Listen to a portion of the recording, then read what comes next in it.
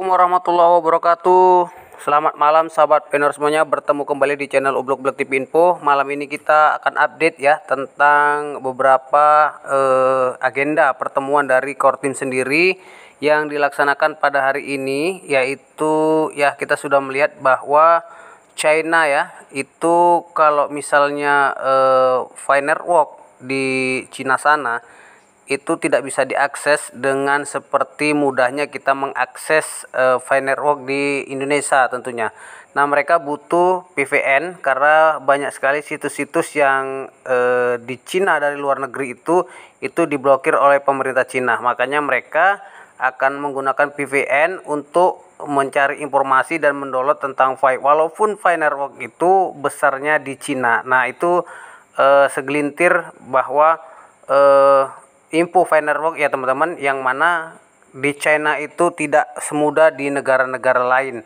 Nah, kemudian juga banyak sekali pertemuan pertukaran yang ada di Jiangxing ya, atau Zhejiang lah tentunya, yaitu pertukaran offline klub-klub yang ada di Cina dengan konsensus, yaitu satu filenya seperti konsensus yang sudah disepakati melalui Global Consensus Value, yaitu $314.159. Nah, ini Cina tidak pernah turun, tidak pernah menjatuhkan harga, tapi mungkin bisa meningkatkan lagi ke lebih tinggi karena mereka tidak mau hal yang hari ini dibuat itu menjadi receh ya, menjadi sia-sia.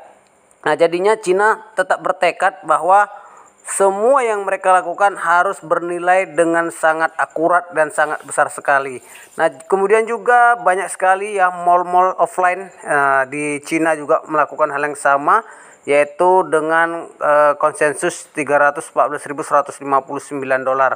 Nah, teman-teman, ini menandai ya bahwa semua indikator teknis jaringan Wi-Fi, yaitu yang semuanya telah mencapai standar dan teknologinya sepenuhnya matang.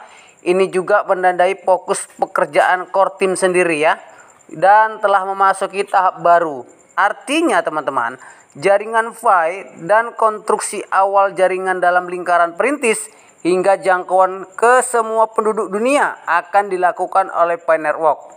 Semua negara dan kelompok, institusi, bisnis, dan lain sebagainya, pengembang itu akan masuk ke dalam teknologi Web3 ya, atau Web 3.0, dan singkatnya semua pengembang, praktisi, dan aplikasi Web 3.0 di seluruh dunia yang ruang lingkupnya yaitu 7,6 miliar ya, 7,6 miliar orang di seluruh dunia terlibat dalam penciptaan bersama generasi baru internet.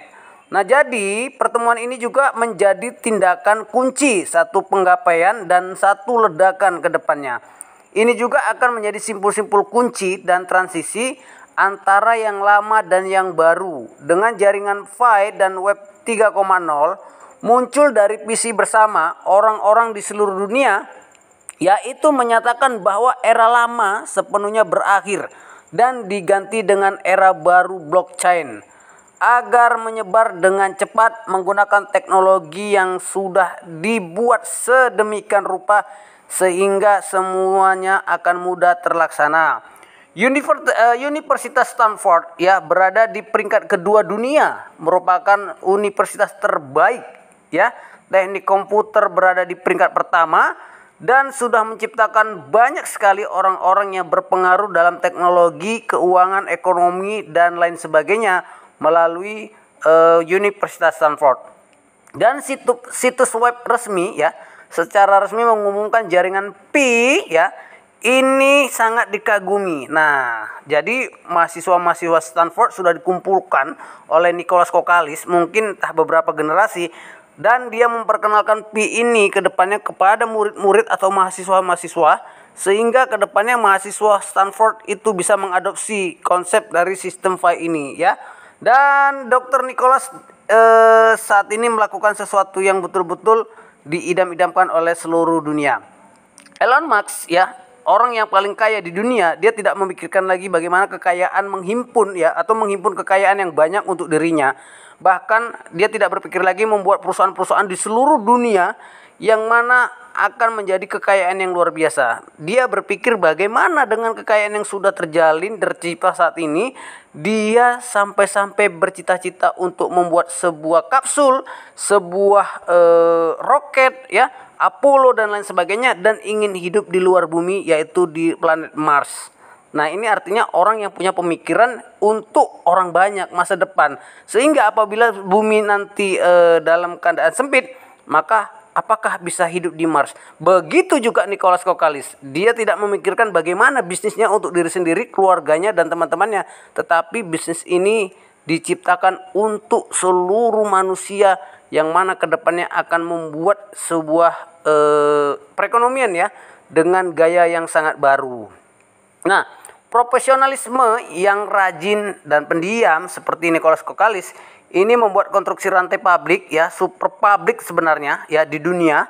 Dan ya, Web 3.0 ini pasti akan selesai dalam waktu yang sangat cepat. Hanya dalam acara-acara besar, jaringan pengumuman resmi platform.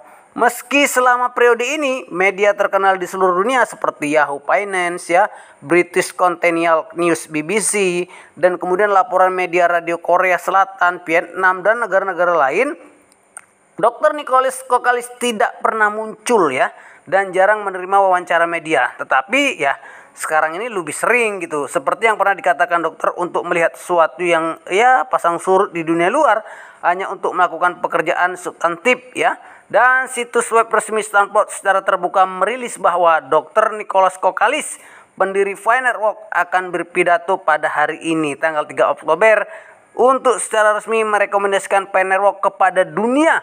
Ya jadi Pi Network ya, project site baru-baru ini berada dalam pengujian intensif, pemetaan kontrak pintar dan koin yang berbagai tes pembayaran plat seperti eksekusi otomatis KYC dari pembayaran koin fee, dan kemudian serta ya interaktivitas sebagai aset kripto termasuk BNB BTC USD, dan tes transaksi aset lainnya, dan mungkin tes terkait MFT dan sebagainya.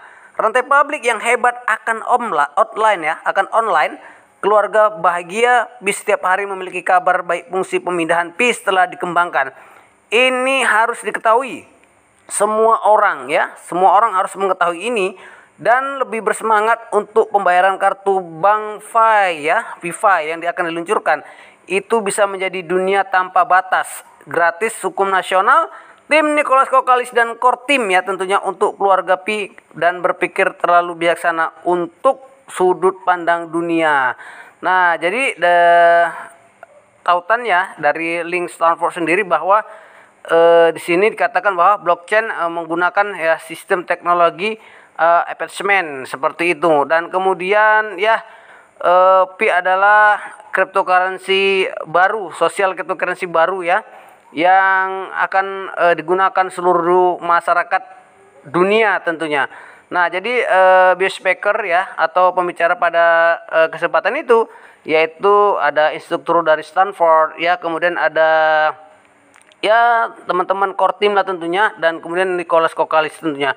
Oke teman-teman, itu informasi dari perkembangan Stanford University, dan mudah-mudahan kita semuanya tetap standby, dan ya kita tentunya menjadi pionir yang sejati lah tentunya. Terima kasih, sampai bertemu kembali. Salam sukses, salam petir, jeder-jeder. Assalamualaikum warahmatullahi wabarakatuh.